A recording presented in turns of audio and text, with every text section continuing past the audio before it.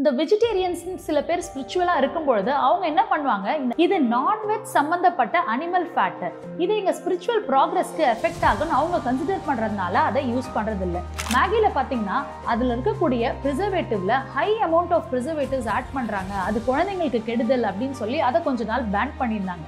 இந்த மாதிரி ஒரு நம்பரிங் சிஸ்டம்ல மறைக்கப்படுறதுனால நமக்கு என்ன ஆகுது அப்படின்னு பாத்தீங்கன்னா, நம்ம ட்ரஸ்ட் பண்ணி வாங்கக்கூடிய ப்ராடக்ட்ஸ்ல என்னென்ன இன்கிரீடியன்ஸ் இருக்கு, அதோட சதவீதம் என்ன இருக்கு நமக்கே தெரிய மாட்டேங்குது. ஸோ ஃபுட் ப்ரிசர்வேட்டிவ்ஸ் ஆட் பண்ணலைன்னா ஒரு ஃபுட் ஈஸியா அதோட ஷெல்ஃப் லைஃப் கம்மியா இருக்கும் அப்படின்றதுக்காக நிறைய எக்ஸ்போர்ட் பண்ணக்கூடிய ப்ராடக்ட்ஸ்லயும் மாஸ் லெவல்ல தயாரிக்கக்கூடிய ப்ராடக்ட்ஸ் எல்லாத்துலயுமே இந்த ப்ரிசர்வேட்டிவ்ஸ் எஸ்பெஷலி அனிமல் ஃபேட்ல இருந்து வரதை யூஸ் பண்ணிட்டு இருக்காங்க.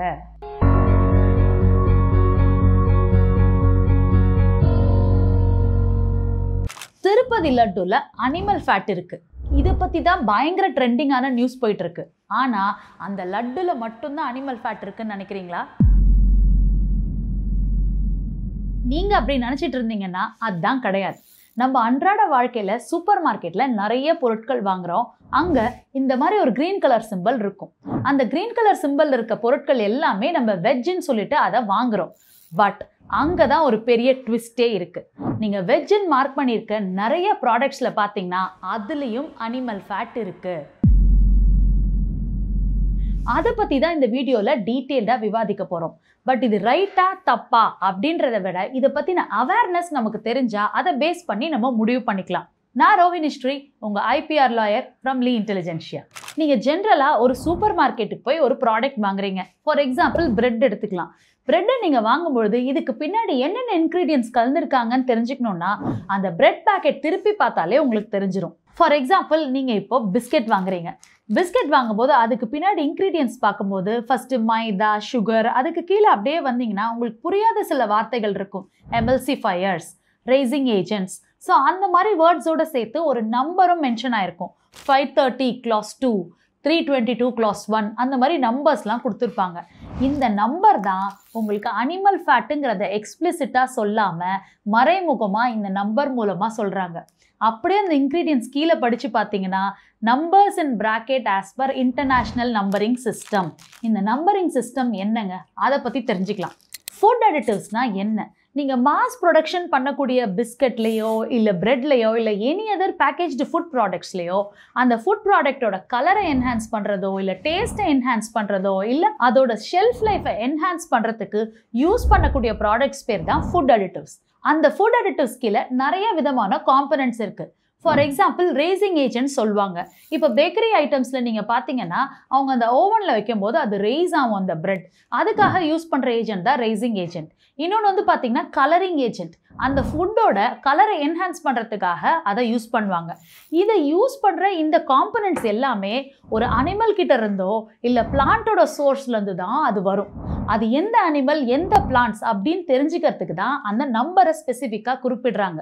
அந்த நம்பரை யார் டிசைன் பண்ணுறாங்கன்னா இன்டர்நேஷ்னல் நம்பரிங் சிஸ்டம் ஸ்டாண்டர்டைசேஷன்னு சொல்லிட்டு டிசைன் பண்ணது ஒரு கோடெக்ஸ் கமிஷன்கிறவங்க.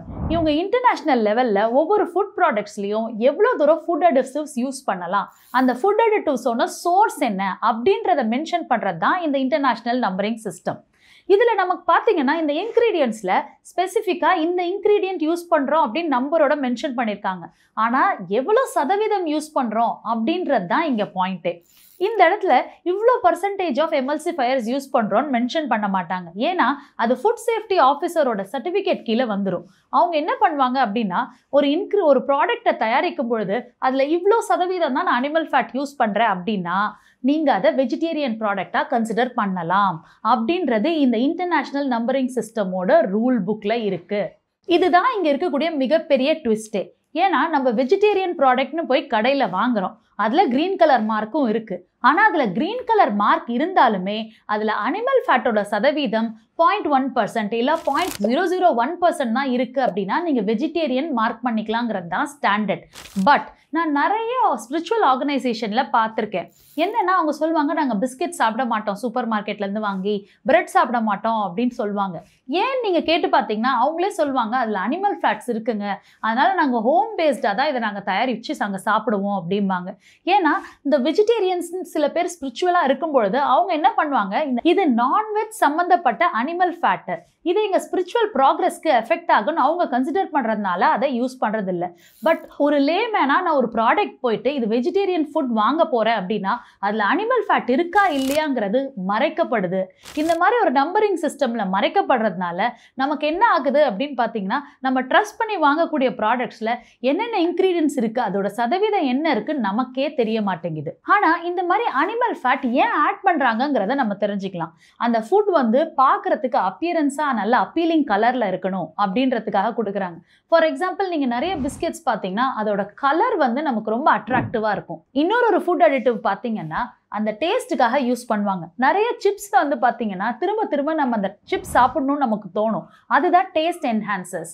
ஸோ இந்த டேஸ்ட் என்ஹான்சர்ஸையும் ஒரு சர்டன் சதவீதத்தில் யூஸ் பண்ணுறாங்க. இப்போ ரீசெண்டாக நீங்கள் பார்த்தீங்கன்னா ஒரு சில்லி பவுடர் கூட சிங்கப்பூரில் பேன் பண்ணாங்க. ஏன்னா அதில் இருக்கக்கூடிய கலரிங் ஏஜென்ட் யூஸ் பண்ணக்கூடிய சதவீதத்தை விட ஜாஸ்தியாக இருக்குன்னு சொல்லி பேன் பண்ணாங்க. நீங்கள் இன்னொரு எக்ஸாம்பிள் எடுத்துக்கிட்டிங்கன்னா மேகியில் பார்த்தீங்கன்னா அதில் இருக்கக்கூடிய ப்ரிசர்வேட்டிவ்ல high amount of preservatives add பண்ணுறாங்க, அது குழந்தைங்களுக்கு கெடுதல் அப்படின்னு சொல்லி அதை கொஞ்ச நாள் பேன் பண்ணியிருந்தாங்க. இது எல்லாமே நமக்கு தெரிஞ்சுதான் நடக்குது. ஏன்னா எந்த ஒரு ஃபுட் ப்ராடக்ட்டையும் நீங்கள் மேனுஃபேக்சர் பண்ணணும்னா அதுக்கு ஃபர்ஸ்ட் நான் இந்த இன்கிரீடியன்ஸ் இந்த அளவுகோலில் யூஸ் பண்ணுறேங்கிறதுக்காக வாங்குற லைசன்ஸ் தான் FSSAI. இது எல்லாமே தெரிஞ்சே தான் நடந்துட்டு இருக்கு. காரணம் என்னன்னா, நீங்க ஒரு ஃபுட் ப்ராடக்ட் மேனுஃபேக்சர் பண்ணணும்னா ஜஸ்ட் லைக் தட் பண்ண முடியாது. நீங்க ஃபர்ஸ்ட் அந்த ஃபுட் ப்ராடக்ட்ஸ்க்கு யூஸ் பண்ணக்கூடிய இன்கிரீடியன்ஸ் என்ன, அதோட சதவீதம் என்னங்கிறத தெரிவிச்சு FSSAI லைசன்ஸ் வாங்கினா தான் நீங்க ஃபுட் மேனுஃபேக்சரிங் யூனிட்டே நீங்க ஸ்டார்ட் பண்ணி மேனுஃபேக்சர் பண்ண முடியும். ஸோ ஆல்ரெடி கவர்மெண்ட்க்கு நீங்க என்னென்ன மாதிரி ப்ராடக்ட் தயாரிக்கிறீங்க, அதுல என்ன சதவீதம் இருக்குன்னு தெரிஞ்சு லைசன்ஸ் வாங்கி தான் நம்ம பண்றோம். இப்போ இந்த ஃபுட் லைசன்ஸ் கொடுக்குறவங்களுக்கும் நீங்க என்ன இன்கிரீடியன்ஸ் கலக்குறீங்கிறது தெரியும். பட் ஆனால் ஏன் அதை யூஸ் பண்ணுறாங்க அப்படின்னு பார்த்தீங்கன்னா, இதோட மெயின் யூசேஜ் வந்து லாங் ஷெல்ஃப் லைஃப். அதாவது ரொம்ப காலமாக நீங்கள் அந்த ப்ராடக்டை வச்சு யூஸ் பண்ண முடியும். ஃபார் எக்ஸாம்பிள், பிஸ்கெட்ஸ் நீங்கள் எடுத்துக்கிட்டீங்க அப்படின்னா 3 months 6 months 1 year வரைக்கும்லாம் கூட எக்ஸ்பைரி டேட் இருக்குது. ஸோ அப்படி இருக்கும்பொழுது என்ன ஆகும், நீங்கள் லாங் ஷெல்ஃப் லைஃப் யூஸ் பண்ணும்போது அந்த ப்ராடக்ட் நிறைய நாள் வச்சு நீங்கள் விற்கலாம். பட் நீங்கள் வீட்டில் பண்ணுற பலகாரம் பார்த்தீங்கன்னா ஒரு 7 days to 10 daysக்கு மேலே எய்தர் நமத்து போயிடும், இல்லைனா அதில் ஒயிட் கலரில் ஃபங்கஸ் ஃபார்ம் ஆகிடும். ஸோ ஃபுட் ப்ரிசர்வேட்டிவ்ஸ் ஆட் பண்ணலைன்னா ஒரு ஃபுட் ஈஸியாக அதோட ஷெல்ஃப் லைஃப் கம்மியாக இருக்கும் அப்படின்றதுக்காக நிறைய எக்ஸ்போர்ட் பண்ணக்கூடிய ப்ராடக்ட்ஸ்லையும் மாஸ் லெவலில் தயாரிக்கக்கூடிய ப்ராடக்ட்ஸ் எல்லாத்துலேயுமே இந்த ப்ரிசர்வேட்டிவ்ஸ் எஸ்பெஷலி அனிமல் ஃபேட்லேருந்து வரதை யூஸ் பண்ணிட்டு இருக்காங்க. ஆனால் இந்த விஷயத்தை நாங்கள் நியாயப்படுத்தவோ இல்லை சப்போர்ட் பண்ணவோ இல்லை. ஆனால் ஒரு லேமேன் பார்வையில் இது கம்ப்ளீட்டாக மறைக்கப்படுது. இது திருப்பதி லட்டில் இருந்தாலுமே இன்னும் நிறைய ப்ராடக்ட்ஸில் இந்த மாதிரி அனிமல் ஃபேட் இருக்குங்கிறத தெரிவிக்கிறது தான் இந்த வீடியோட நோக்கம். ஸோ இந்த மாதிரி ஒரு ஃபுட் அடிட்டிவ்ஸ் ஃபுட் ப்ராடக்ட்ஸில் ஆட் பண்ணுறது பார்த்தீங்கன்னா லீகலாக கரெக்ட் தான். ஏன்னா அவங்களோட இன்க்ரீடியன்ஸை ஓப்பனாக எக்ஸ்பிளிசிட்டாக மென்ஷன் பண்ணுறாங்க. But on the other hand நீங்கள் யோசிச்சு பார்த்தீங்க அப்படின்னா இது எத்திக்கலாக மாரலாக தப்பு தான். ஏன்னா ஒரு லேமேனுக்கு வந்து நீ அனிமல் ஃபேட் ஆட் பண்ணுறியா இல்லையாங்கிற அவேர்னஸ் இல்லாமல் நம்ம அந்த ப்ராடக்ட்ஸ் இது வெஜிடேரியன் நம்பி வாங்கிடுறோம். அந்த விதத்தில் பார்த்தோம்னா இது தப்பு தான். இது எங்களுடைய ஸ்டாண்ட். ஆனால் இதே மாதிரி உங்களுக்கு ஏதாவது வேற ஒப்பீனியன் இருந்தது அப்படின்னா கமெண்ட் பாக்ஸில் கமெண்ட் பண்ணுங்கள். இது மூலமாக நாங்கள் என்ன சொல்ல வரோம் அப்படின்னா, நீங்கள் எந்த ஒரு ப்ராடக்ட்ஸையும் நீங்கள் வாங்குறீங்க சூப்பர் மார்க்கெட்லேயோ இல்லை வெளியிலையோ வாங்குறீங்கன்னா அதோட இன்க்ரீடியன்ஸ் பற்றி தெரிஞ்சுட்டு வாங்குங்க. அது உங்களுக்கு சேஃப் இல்லையா அப்படின்றத நீங்கள் தான் டிசைட் பண்ணணும்.